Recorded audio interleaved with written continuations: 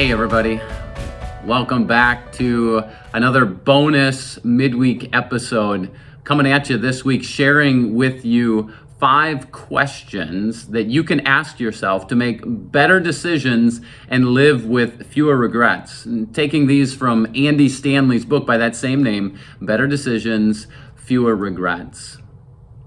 Here's my question for you as we get started. Why is it that people that have too much to drink don't make good decisions? Because it's true, isn't it?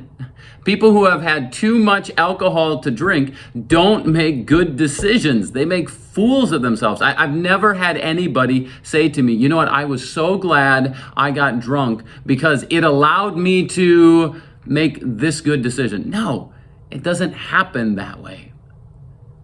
Because what alcohol does is it prevents us from thinking clearly.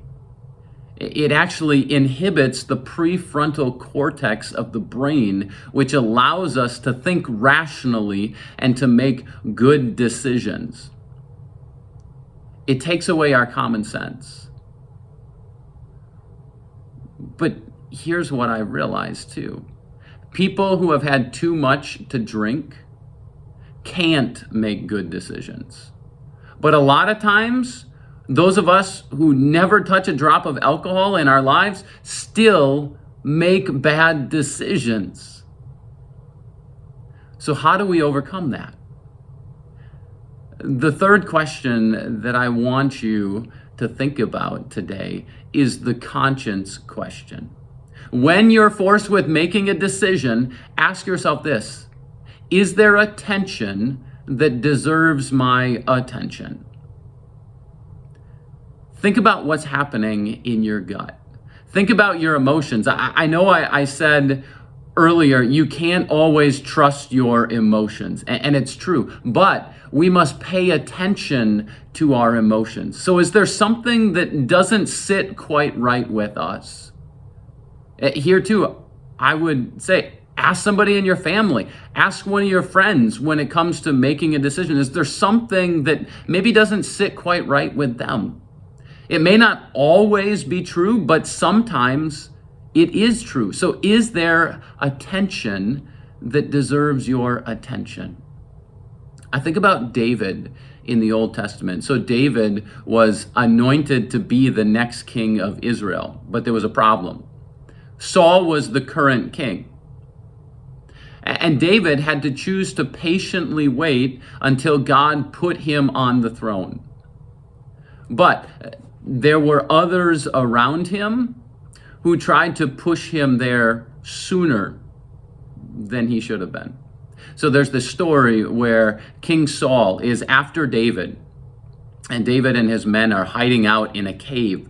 Well, Saul walks past, and he happens to walk into the cave in order to relieve himself. To go and use the bathroom.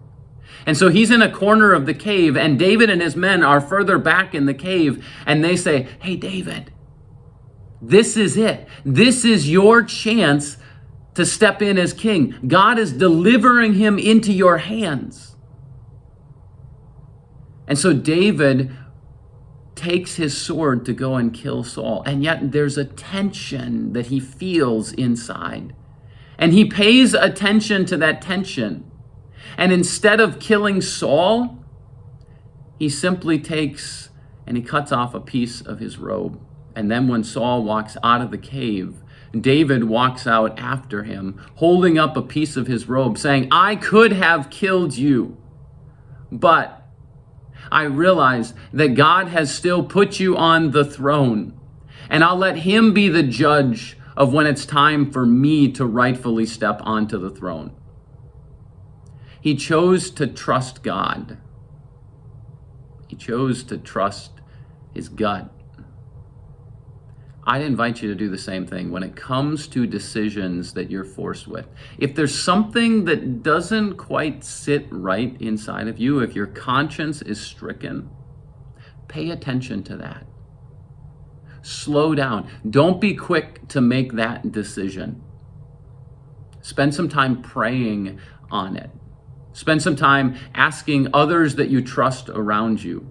Is this the right decision to make? As you do that, I think you'll be able to live with better decisions and fewer regrets. Thanks for joining me today. I'll see you again next time.